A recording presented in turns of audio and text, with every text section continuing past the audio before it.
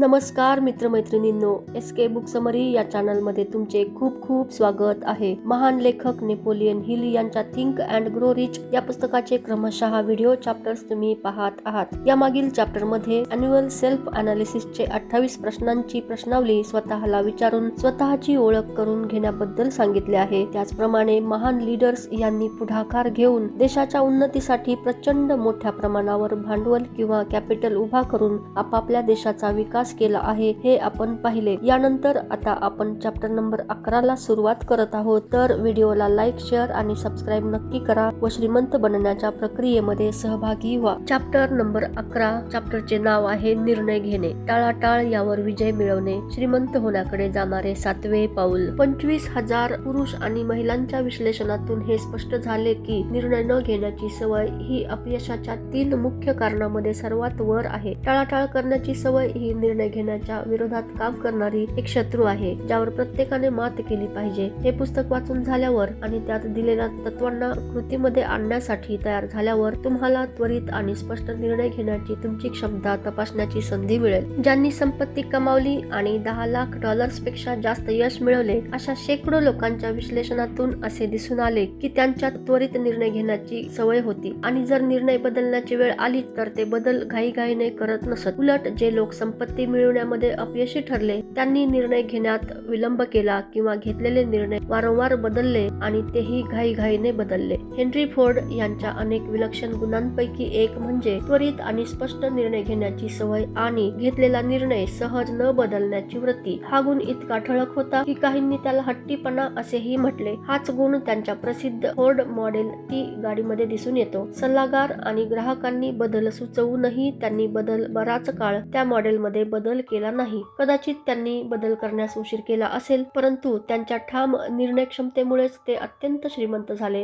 हे नाकारता येत नाही. स्पष्ट निर्णय घेण्याची सवय जरी काहींना हट्टीपणासारखी वाटली तरी निर्णय घेण्यामध्ये उशीर करणे आणि वारंवार बदल करणे यापेक्षा ती खूपच चांगली आहे. बहुतेक लोक जे आपल्या गरजेनुसार पैसा कमावण्यात अपयशी ठरतात ते इतरांच्या मतांनी सहज प्रभावित होतात. ते स्वतः विचार करण्याऐवजी वृत्तपत्रे आणि गप्पिष्ट लोकांच्या मतावर अवलंबून राहतात. मते ही जगातील सर्वात स्वस्त गोष्ट आहे. प्रत्येकाकडे मत किंवा फुकटचा सल्ला असतो आणि जो ते स्वीकारतो त्याच्यावर ती लादली जाते. जर तुम्ही निर्णय घेताना इतरांच्या मतांनी प्रभावित होत असाल तर तुमची इच्छा पैशात रूपांतरित करण्याचा विचार सोडाच तुम्ही कोणत्याही क्षेत्रात यशस्वी होऊ शकणार नाही.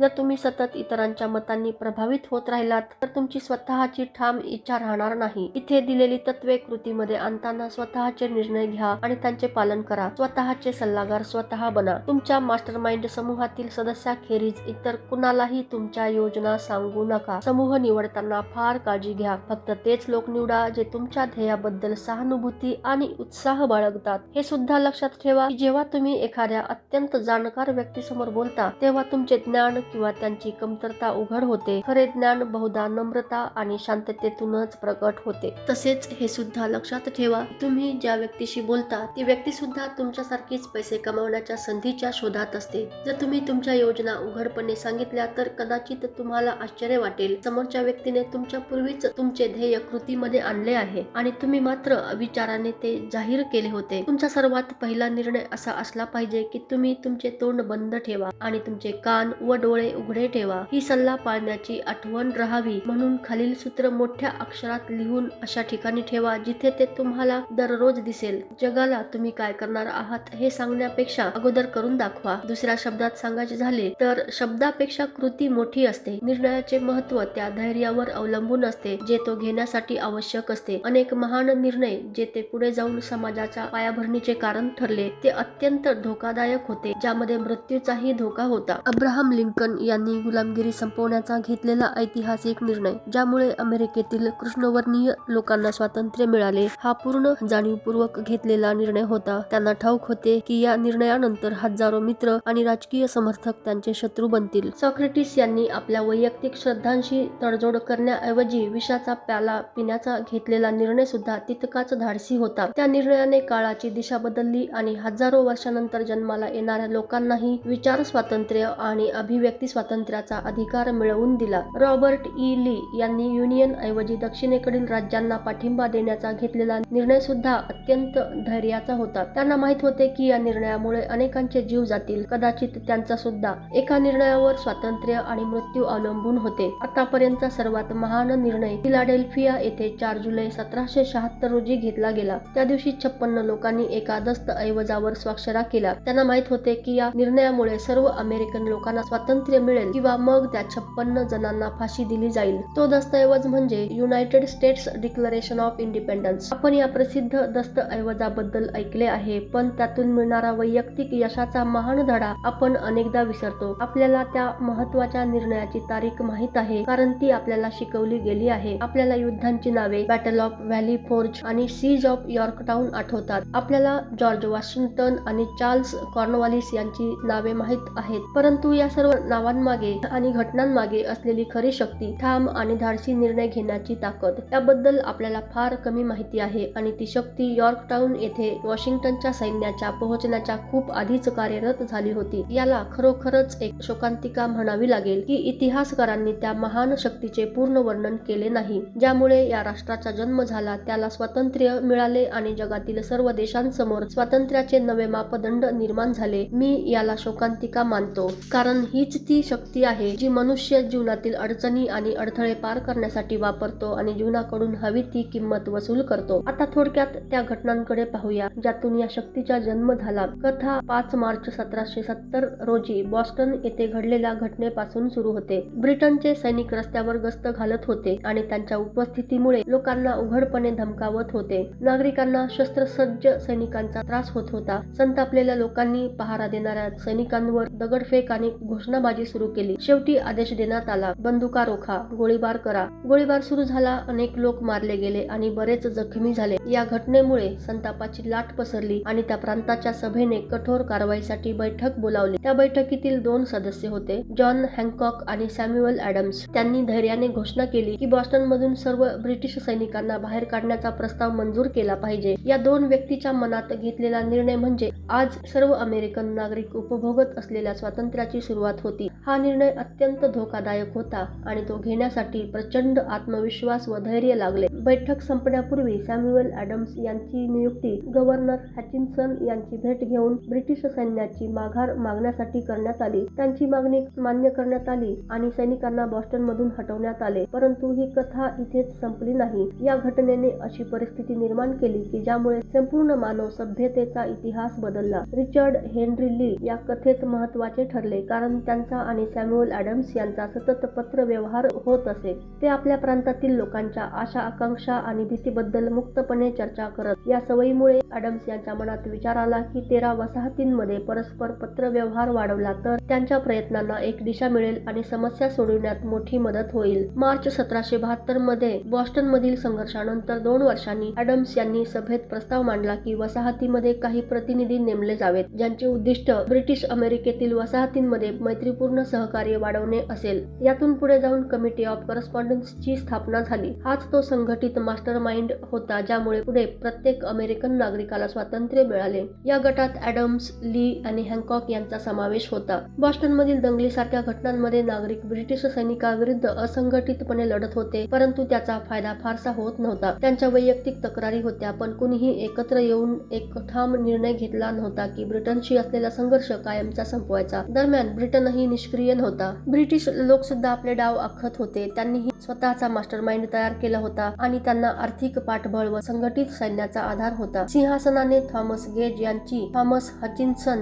यांच्या जागी मॅसॅच्युसेट्सच्या गव्हर्नरपदी नियुक्ती केली. नव्या गव्हर्नरच्या पहिल्या कामापैकी एक म्हणजे सॅम्युअल ॲडम्स यांना संदेश पाठवणे. उद्देश होता त्यांना घाबरवून त्यांचा विरोध थांबवणे. त्या काळातील परिस्थिती स्पष्ट करण्यासाठी कर्नल फेंटन आणि ॲडम्स यांच्यात झालेल्या संभाषणाचा उल्लेख येथे महत्त्वाचा आहे. यामध्ये कर्नल फेंटन म्हणतात, मिस्टर ॲडम्स, गव्हर्नर गेज यांनी मला अधिकार दिला आहे की मी तुम्हाला खात्री देऊ शकतो. गव्हर्नरकडे अशी सत्ता आहे की ते तुम्हाला समाधानकारक फायदे देऊ शकतात. फक्त एक अट आहे, तुम्ही सरकारच्या निर्णयांचा विरोध करणे थांबवा. गव्हर्नरचा सल्ला आहे की तुम्ही पुन्हा कधीही सरकारला नाराज करू नका. तुमचे वर्तन असे आहे की तुम्हाला हेनरी 8व्या यांच्या कायद्यानुसार देशद्रोहासाठी इंग्लंडमध्ये खटला चालवला जाऊ शकतो, परंतु जर तुम्ही तुमची राजकीय भूमिका बदलली तर तुम्हाला वैयक्तिक फायदे मिळतील आणि सम्राटाशी तुमचा सलोखा होईल. आता सॅम्युअल ॲडम्स यांच्यासमोर दोनच पर्याय होते. एकतर विरोध थांबवून वैयक्तिक लाभ स्वीकारणे किंवा विरोध कायम ठेवून फाशीचा धोका पत्करणे. तो क्षण असा होता की त्यांना तात्काळ निर्णय घ्यावाच लागणार होता. असा निर्णय ज्यामुळे त्यांचा जीवही जाऊ शकत होता. ॲडम्स यांनी कर्नल फेंटन कडून वचन घेतले की त्यांचे उत्तर जसेच्या तसे गव्हर्नर पर्यंत पोहोचवले जाईल. ॲडम्स यांचे उत्तर: गव्हर्नर गेज यांना सांगा की मी सम्राटाशी बऱ्याच आधी सलोखा केला आहे. कोणताही वैयक्तिक फायदा मला माझ्या देशासाठी योग्य असलेले कार्य सोडण्यास प्रवृत्त करू शकत नाही. तसेच गव्हर्नर गेज यांना सांगा की संतप्त जनतेच्या भावनांचा अपमान करू नये. ॲडम्स यांचे हे ठाम उत्तर मिळताच गव्हर्नर संतापले आणि त्यांनी जाहीर केले: मी गव्हर्नर म्हणून जाहीर करतो की जे कोणी तात्काळ शस्त्रे खाली ठेवून शांत नागरिकांच्या कर्तव्यावर परततील त्यांना माफी दिली जाईल. परंतु सॅम्युअल ॲडम्स आणि जॉन हँकॉक यांना ही माफी लागू होणार नाही. त्यांचे अपराध इतके देशद्रोही स्वरूपाचे आहेत की त्यांना शिक्षा केल्याशिवाय पर्याय नाही. आता ॲडम्स आणि हँकॉक पूर्णपणे संकटात सापडले होते. संतप्त गव्हर्नरने त्यांना आणखी एक धोकादायक निर्णयाकडे ढकलले. त्यांनी आपल्या विश्वासू समर्थकाची एक गुप्त बैठक बोलावली. सर्वजण एकत्र आल्यावर ॲडम्स यांनी दरवाजाला कुलूप लावले आणि चावी स्वतःच्या खिशात ठेवली. त्यांनी जाहीर केले की वसाहतीची एक काँग्रेस स्थापन करणे अत्यावश्यक आहे आणि जोपर्यंत या विषयावर ठाम निर्णय होत नाही तोपर्यंत कोणीही खोली बाहेर जाणार नाही. याच ठाम आणि धाडसी निर्णयांनी पुढे इतिहासाची दिशा बदलली. खोलीतील वातावरण अत्यंत रोमांचक आणि तणावपूर्ण होते. काहींनी अशा क्रांतिकारी पावलाचे संभाव्य परिणाम तोलून पाहिले. काहींनी गव्हर्नरची भीती व्यक्त केली आणि इतका कठोर निर्णय घेणे शहाणपणाचे आहे का याबद्दल शंका मांडली. पण त्या खोलीत दोन व्यक्ती मात्र अजिबात डगमगल्या नाहीत: जॉन हँकॉक आणि सॅम्युअल ॲडम्स. अपयशाची शक्यता त्यांच्या मनाला स्पर्शही करू शकली नाही. त्यांच्या प्रभावामुळे इतर सदस्यही सहमत झाले की पत्रव्यवहार समितीमार्फत अशी व्यवस्था करावी की पहिली कॉन्टिनेंटल काँग्रेस फिलाडेल्फिया येथे 5 सप्टेंबर 1774 रोजी आयोजित केली जावी. पहिल्या काँग्रेसच्या बैठकीपूर्वी देशाच्या दुसऱ्या भागात आणखी एक नेता ब्रिटिश अमेरिकेच्या अधिकारांवर a brief view of the rights of British America नावाचा लेख प्रकाशित करण्याच्या तयारीत होता. हा नेता म्हणजे थॉमस जेफरसन. त्यांचे व्हर्जिनियाचे गव्हर्नर लॉर्ड डॅनमोर यांच्याशी संबंध तितकेच तणावपूर्ण होते जितके हँकॉक आणि ॲडम्स यांचे त्यांच्या गव्हर्नरशी होते. तो लेख प्रकाशित झाल्यानंतर थोड्याच काळात जेफरसन यांना कळविण्यात आले की त्यांच्यावर देशद्रोहाचा खटला भरला जाऊ शकतो. या धमकीने प्रेरित होऊन त्यांचे सहकारी पॅट्रिक हेनरी यांनी निर्भयपणे उद्गार काढले: जर हे देशद्रोह असेल तर मग शक्य तितके आरोप लावा. हे लोक अशा राष्ट्राच्या भवितव्यावर विचार करत होते ज्यांच्याकडे ना सत्ता होती, ना प्रतिष्ठा, ना सैन्य शक्ती, ना पैसा. तरीही त्यांच्या धाडसामुळे पहिली कॉन्टिनेंटल काँग्रेस सुरू झाली. ती सुमारे 2 वर्ष खंडितपणे चालू राहिली. 7 जून 1776 रोजी रिचर्ड हेनरी ली उभे राहिले आणि सभापतींना उद्देशून प्रस्ताव मांडला: महोदय, मी प्रस्ताव ठेवतो की या युनायटेड कॉलनीज स्वतंत्र राज्य आहेत आणि त्यांना तसे होण्याचा पूर्ण अधिकार आहे. त्यांनी ब्रिटिश साम्राज्याशी असलेले गुलामगिरीचे बंध तोडलेच पाहिजेत आणि ग्रेट ब्रिटनशी असलेले सर्व राजकीय संबंध पूर्ण समाप्त केले पाहिजेत. या स्वातंत्र्याच्या धाडसी प्रस्तावावर जोरदार चर्चा झाली. ती इतकी लांबली की संयम सुटू लागला. काही दिवसांच्या वादानंतर ली पुन्हा ठाम आवाजात म्हणाले: मिस्टर प्रेसिडेंट, आपण अनेक दिवस या विषयावर चर्चा करत आहोत. हा एकमेव मार्ग आहे. मग आपण अजून विलंब का करतो आहोत? या आनंदाच्या दिवशी अमेरिकन रिपब्लिकनचा जन्म होऊ द्या. हे राज्य विनाश किंवा विजयावर नव्हे तर शांतता आणि कायद्याच्या राज्यावर आधारित असेल. अंतिम मतदानापूर्वी ली यांना कौटुंबिक कारणास्तव व्हर्जिनियाला परत जावे लागले. पण जाण्यापूर्वी त्यांनी हे कार्य आपल्या मित्र थॉमस जेफरसन यांच्याकडे सोपवले. जेफरसन यांनी सकारात्मक कृती होईपर्यंत संघर्ष सुरू ठेवण्याचे आश्वासन दिले. यानंतर काँग्रेसचे अध्यक्ष जॉन हँकॉक यांनी जेफरसन यांची स्वातंत्र्य घोषणापत्रक तयार करणाऱ्या समितीच्या अध्यक्षपदी नियुक्ती केली. समितीने दीर्घ परिश्रम करून तो दस्तऐवज तयार केला. तो स्वीकारला जाणे म्हणजे त्यावर स्वाक्षरी करणाऱ्या प्रत्येकाने जणू स्वतःच्या मृत्यू वॉरंटवर सही करणेच होते. कारण जर कॉलनीज ग्रेट ब्रिटन विरुद्धची लढाई हरल्या असत्या तर त्यांना देशद्रोही ठरवले गेले असते.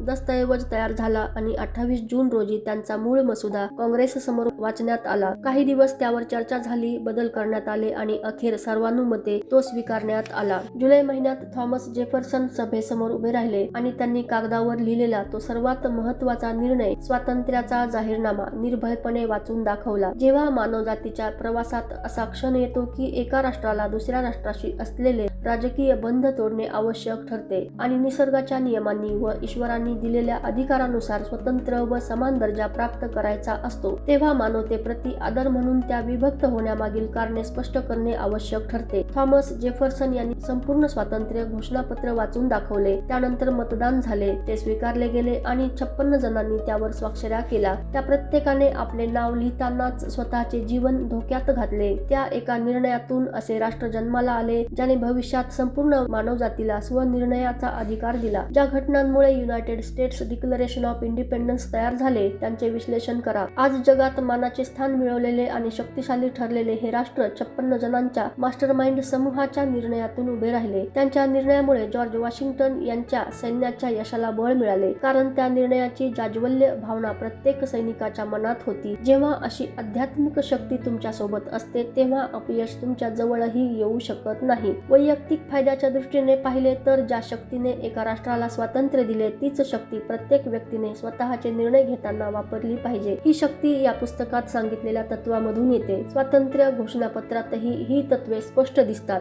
इच्छा, निर्णय, विश्वास, चिकाटी, मास्टरमाइंड आणि संघटित नियोजन या संपूर्ण तत्वज्ञानात असा संदेश आहे की प्रबळ इच्छेला जर विचारांचा आधार मिळाला तर ती प्रत्यक्ष वास्तवात रूपांतरित होण्याची क्षमता ठेवते. या कथेत त्याचे उदाहरण उत्तम दिसते. तसेच युनायटेड स्टेट्स स्टील या कंपनीच्या स्थापनेची कहाणीही याच तत्वाचा ठोस पुरावा आहे की विचार प्रत्यक्ष आणि अद्वितीय रूप धारण करू शकतात. या रहस्यामध्ये चमत्कार शोधू नका, कारण येथे चमत्कार नाहीत. येथे निसर्गाचे शाश्वत नियम आहेत. हे नियम प्रत्येकासाठी उपलब्ध आहेत. ज्यांच्याकडे त्यांचा वापर करण्याचा विश्वास आणि धैर्य आहे, त्यांचा उपयोग राष्ट्राला स्वातंत्र्य मिळवून देण्यासाठीही होऊ शकतो आणि व्यक्तीला श्रीमंत बनवण्यासाठी सुद्धा. जे लोक त्वरित आणि स्पष्ट निर्णय घेतात त्यांना नेमके काय हवे आहे हे माहीत असते आणि ते बहुतेक वेळा ते मिळवतात. कोणत्याही क्षेत्रातील नेते जलद आणि ठाम निर्णय घेतात, म्हणूनच ते नेते असतात. जगाला अशा व्यक्तीसाठी जागा करून देण्याची सवय असते, ज्यांच्या शब्दामधून आणि कृतीमधून स्पष्ट दिसते की तो कुठे जात आहे. निर्णय न घेण्याची सवय ही लहानपणापासून सुरू होते. मुलगा किंवा मुलगी शाळा किंवा हायस्कूलमध्ये आणि कॉलेजमध्ये पुढे जात असताना ही सवय हळूहळू कायमची बनते आणि त्यातून आयुष्यातील ध्येयाबद्दल स्पष्टता राहत नाही. निर्णय न घेण्याची ही सवय विद्यार्थ्यासोबत त्याने निवडलेल्या व्यवसायात सुद्धा जाते. जर त्याने खरोखर काही व्यवसाय निवडला तर बहुतेक वेळा कॉलेज संपल्यानंतर विद्यार्थी फक्त नोकरी शोधतो. कोणतीही नोकरी चालेल अशा मानसिकतेने मिळालेली नोकरी तो स्वीकारतो. ठाम निर्णय घेण्याची